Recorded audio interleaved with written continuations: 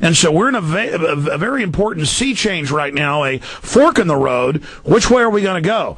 And, people can say Chuck Baldwin will never win. Well, you can say Ron Paul would never win. Now we have tens of millions of young people out fighting open borders, gun control, the New World Order, NAFTA, GATT, Trans-Texas highways, super highways, the NAU. I mean, the establishment is scared. And they're saying in think tank papers they're scared. They're realizing that we've realized. They always knew we could take them on. They're realizing that we're beginning to find out that they are not invincible. Your comments on that, Chuck Baldwin?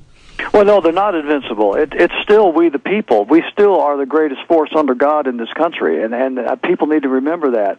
I'm reminded of the election of 1860, and while I'm not a big fan of Abraham Lincoln, the man and the president, I would go back. I was asked just this morning, I had a radio interview, a nationwide show, and they said, well, you don't have a chance to win. I said, well, if you were talking to Abraham Lincoln back in 1860, you would have said the same thing, because the Republican Party was a minor party at that time. They had elected no one to federal office to that point. Abraham Lincoln himself had been defeated time after time after time in every race that he ran in, and here he was running for the president in 1860 on a minor party ticket, and lo and behold, in that election, he won in a four-man race with 39% of the vote. And then, of course, the Republican Party became a major party. The Whigs disappeared, and for the last 140 years, we've had the Democrats and Republicans. And that was the last major realignment. And so what we know is, if you and others don't fight, they're going to win. Resistance is victory. Exactly. And who knows what can happen. You quoted that from John Quincy Adams, and I love that quote. Duty is ours, results are God's. And who knows what God may want to do in 2008 with our efforts. Who knows what may happen because we were willing to stand up and do what was right. And so that's what I'm doing, Alex, and that's what you're doing every day on your radio show. And now if the American people will band together with us and will help us and support us, who knows? It's a long time between now and November. There's a lot of things can happen. Well, it's also the example of the Alamo. Those men said victory or death, and they knew what they were doing.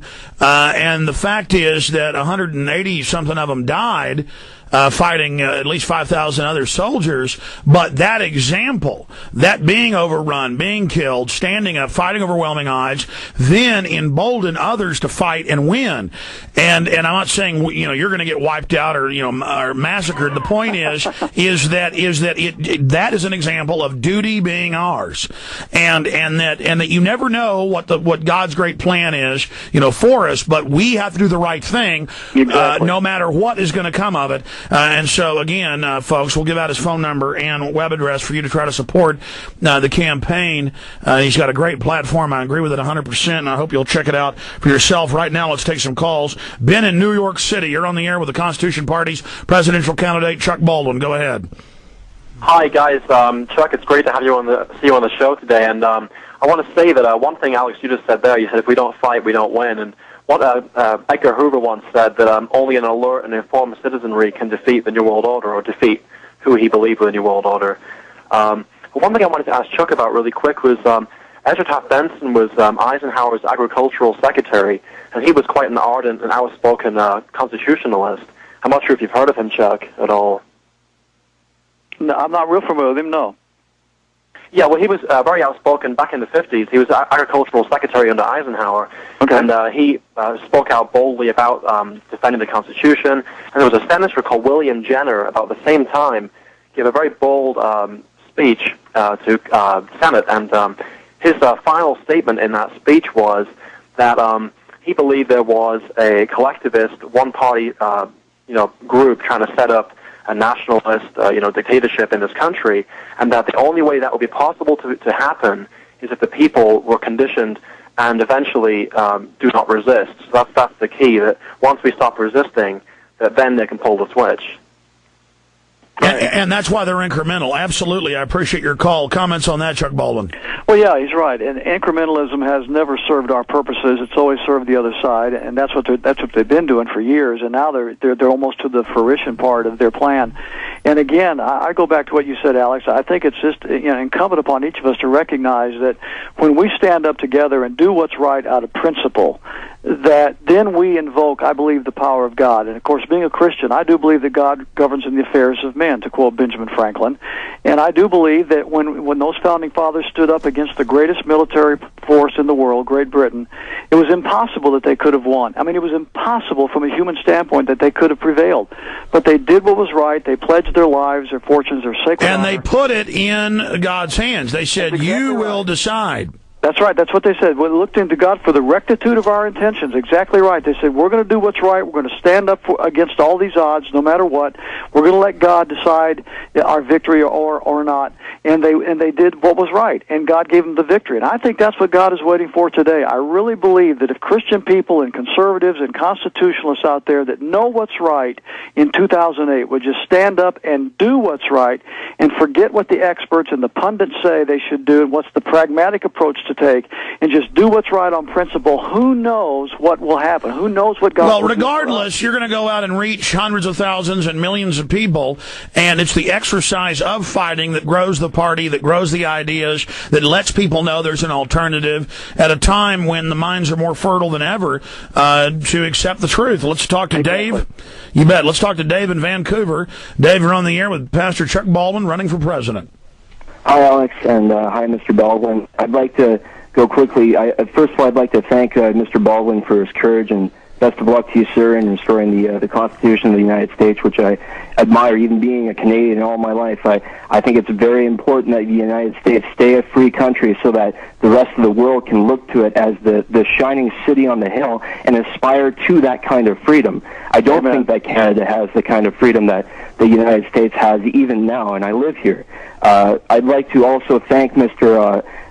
Baldwin for exemplifying the Judeo-Christian values that most of us, whether you subscribe to a religion or not, claim to be if we say we're a good person. And it was also really well shown by Beit Shalom Ministries and Alex, your recent work, Truth Rising.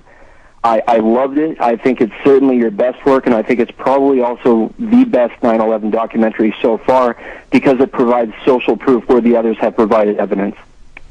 Well, it provides evidence as well as social proof, but yes, absolutely, yeah.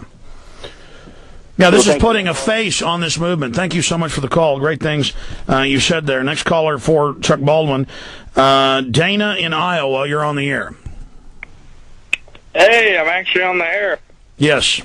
Hey, how's it going, Alex? I was wondering, with this whole Illuminati thing, it seems like anyone I try to talk to about it or, inform people, they just look at me like I'm nuts. I'm just wondering, is it well, maybe you should start slower with your circle that you're interacting with. Some areas people are awake, some areas they're not.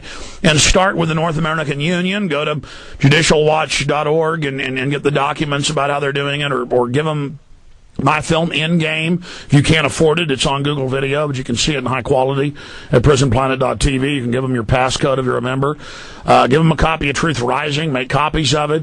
I mean, really, instead of just talking to your family or friends, a lot of times a salesman will tell you it's harder to sell your own family. I mean, I could be at an event with cousins and family, and they treat me like I'm a low-grade moron 2-year-old, and then I can have members of the Japanese Parliament or an Italian president or German defense minister, tell me how much they respect me and admire me. I mean, it's the same thing. Like a prophet isn't known in his own country. I'm not saying we're prophets, but my point is that old saying is true. Your family thinks you're trying to show off, and so or your coworkers. So give them a film and just say, hey, tell me what you think of this. Chuck Baldwin, you want to comment on ways to reach out to people? Yeah, I think your approach is very well taken. We have to try to educate people beginning at the level where they are. And I think the one thing that people can identify with today is this immigration problem. I think this is the great opportunity that we have to try and explain to people what's going on when they shake their heads and say, why doesn't George W. Bush want to close the borders? I was just down there on the border, as I told you earlier in the broadcast, and I saw the plight of our Border Patrol people. Alex, I was shocked to find out that our Border Patrol personnel, outside of the fact that they are sadly understaffed, they don't even have GPS equipment. I didn't know that. I didn't know that they didn't have night vision equipment. Can you imagine putting our Border Patrol out there, out in the middle of nowhere, understaffed, outgunned, and they don't even have GPS equipment, and they don't have night vision equipment? Well, half their duty now is picking up trash in the woods and in the scrub brush, and then when they park their car on those grids, which the illegals all have maps of, the coyote smugglers, they're only allowed to look one direction, and if they see illegals in the other direction, they're not allowed to stop them. Well, what I'm saying is, I think when people look at this and they say, well, why is not this administration willing to secure our borders? Well, we're fighting terror halfway around the world, ostensibly. Why are we not closing our own borders to illegal aliens? And then you can explain to them, look, this orphan border policy is serving a bigger agenda. You can talk about what's going on is the creation of the North American Union, and they want to merge the trilateral government from the United States. And it's in all their public documents. They have joint sessions of Congress down there, and then they talk to the public. I mean, I live in Texas. I'll never forget CNN and Fox doing reports saying Ron Paul's nuts. He believes in a thing called the Trans-Texas Corridor, and it doesn't exist. And the thing's built, TV ads, signs everywhere.